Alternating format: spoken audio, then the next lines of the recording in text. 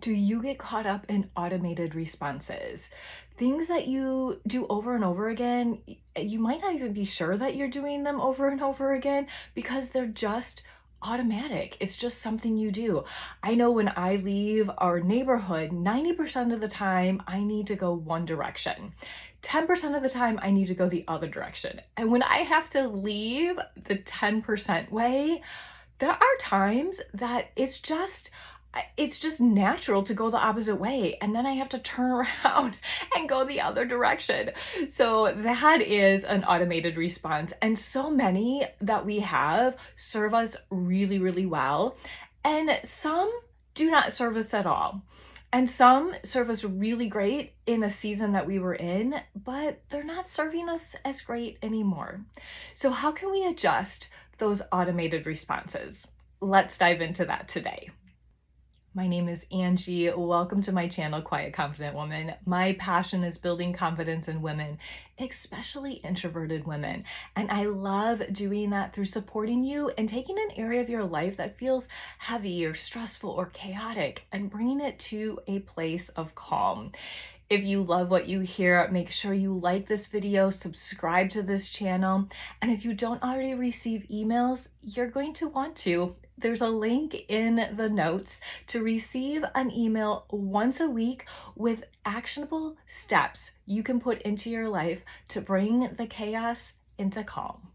Some automated responses serve us really, really well.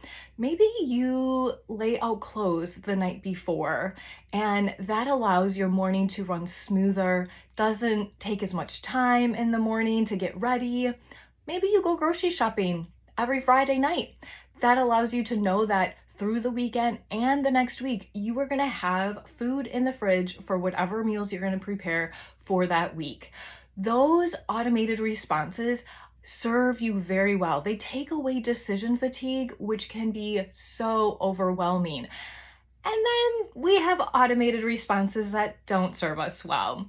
Maybe you get home from work and you know that if you sit down for 10 minutes, 10 minutes becomes 30, which becomes 60, which becomes you late getting to bed, which means you don't get as much sleep as what you should, and then you're tired the next day, and it's this big snowball that just starts with that automated response. Like you're like, okay, I've worked really hard all day, I'm sitting for 10 minutes. And none of those things are bad until they snowball into a way that we don't like, that doesn't serve ourselves well. And we need to break that cycle somehow. So how do we do that? How do we eliminate that automated response that we don't want? So let's start at the beginning. The very first thing to do is to be aware of these automated responses. Be aware of the things that you just do automatically.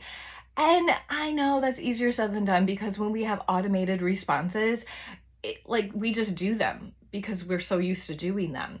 So some people will say, sit down, take half an hour, look in your mind over your past week or your day and see where things are automated. Oh yeah, I do go grocery shopping the same time every week, or I do lay out clothes the night before, or I do have this certain system that I do, or yep, I do get caught up in the when I'm frustrated, or when I'm hungry, or when I'm fill in the blank, this is my go-to response. See where those things are automated. Now, I can't just sit down and look back over the day or definitely over the week because I can't even remember half the time what I had for breakfast or for dinner the night before. So I need to actually think of it in the moment. So I would set, personally, I would set a timer on my phone every couple hours and it'll just say automated response, ? And then I'll be like, okay, let's check in over the last couple hours. What did I do? And was there anything that was automated? And I'm like, yep, I was struggling with thinking of X, Y, and Z, and I turned to scroll on my phone, which took half an hour of my time, which I didn't want to do. And so that will allow me to catch things that are automated a lot easier than if I just thought back over my day. The next thing to figure out is is that response serving you? Is going grocery shopping every Friday night serving you? And you might be like, yeah, it really is. Like, I know I have food in my house for the week. It's great. But then dig a little bit deeper. Would adjusting that automated response serve you better?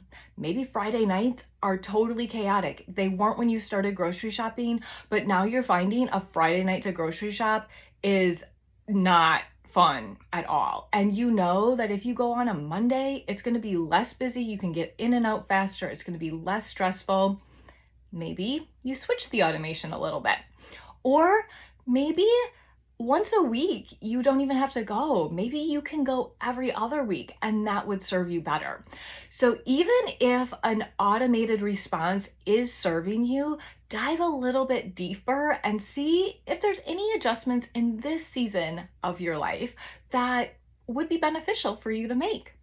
And then there's automated responses that aren't serving you. And that might be you get home from work, you're exhausted, you sit down for 10 minutes, which becomes 30 minutes, which becomes 60 minutes. Now, sitting down and resting for 10 minutes is not bad.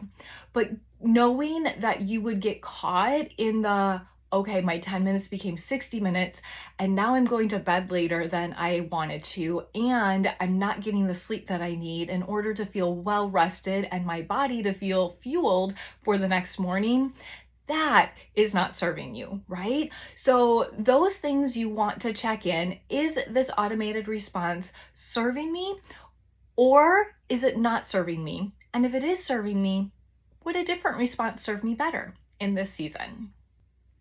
Now you want to pause and you want to visualize how you would like that automated response to look differently. How do you want that to look instead? Are you thinking, oh my gosh, you're right. It's not serving me to lay out clothes the night before because I get up in the morning and I pick out different clothes. And I've been doing that probably 70% of the time. So let's go back to the drawing board and think, okay, how do we want this to look? Visualize that. Our brain doesn't know it's an option until we actually see it, and then it can take that path. So visualize that. And if you're thinking, Angie, I know what I don't want, but I'm not quite sure what I do want. That's okay. Knowing what we don't want can also serve us to not follow that path.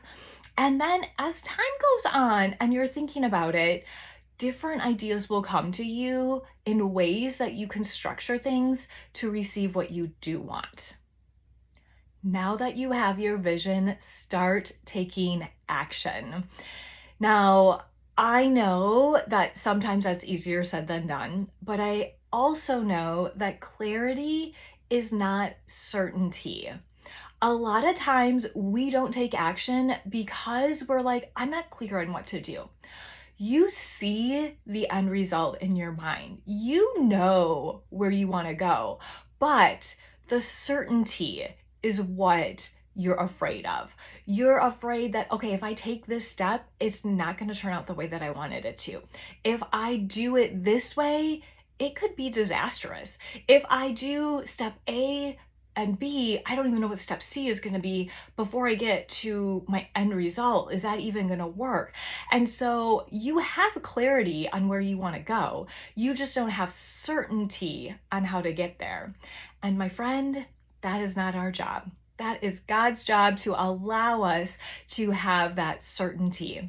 So have your clarity, take your next best step, whatever that may be, and know that your path will be directed if it needs to be. But start moving forward. If the ship is not moving, the rudder's not going to do anything in guiding it, right? So you need to start moving forward so you can be guided to the area that will get you the best result. Well, there you have it. 4 steps to see the things in your life that are automated and decide, are they serving me? Are they not? And adjust them. So first of all, you need to know those things that are automated in your life. The second is to ask yourself, is that serving me in this season or is it not serving me? The third is the things that are not serving you. Look at those and determine your vision of how you want it to look instead. And the fourth is to take action on that. Now, my friend, I want to leave you with one last thought. Being busy does not mean that you are being productive. Let that sink in a minute. Being busy does not mean that you are being productive. We all have busy lives. Some tend to be more busy than others, but are they more productive? Perhaps not. I bet there's some things that you can see in your life that are automated that when you step back and you really ask yourself, is this serving me? And the answer is no, and you remove it from your life or you adjust it into your vision, you will be less stressed, you will be less quote unquote busy, and you will still be just as productive. Thank you so much for joining me today. I'll see you next time.